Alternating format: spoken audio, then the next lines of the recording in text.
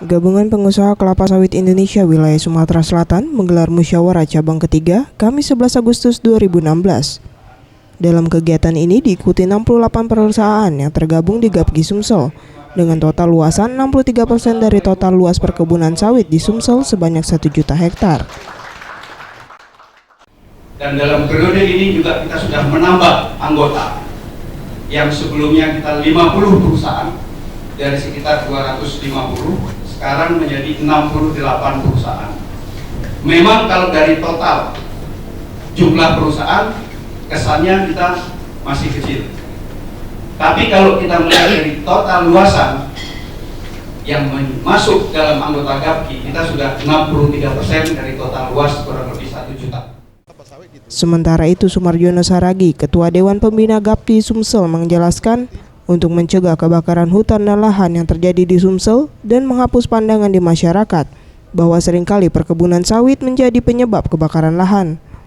Pihaknya telah melakukan kerjasama dengan pemerintah daerah dan provinsi dengan membentuk desa siaga api serta membentuk satuan tugas di setiap perusahaan perkebunan agar pencegahan kebakaran lebih cepat dilakukan.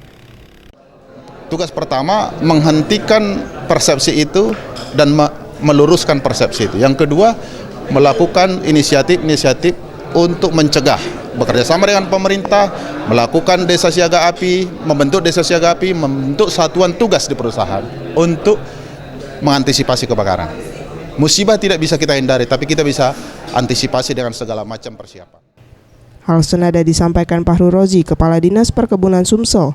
Pihaknya sudah memberikan pelatihan terhadap perwakilan dari perusahaan sawit dan kemudian disosialisasikan kembali ke lingkungan perusahaan dan warga sekitar dengan membentuk kelompok tani desa peduli api.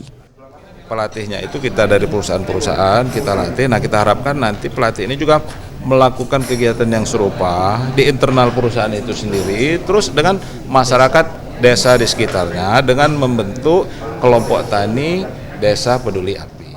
Mega Dwi Handayani, Gusti Putu Sumertayasa, Sriwijaya TV.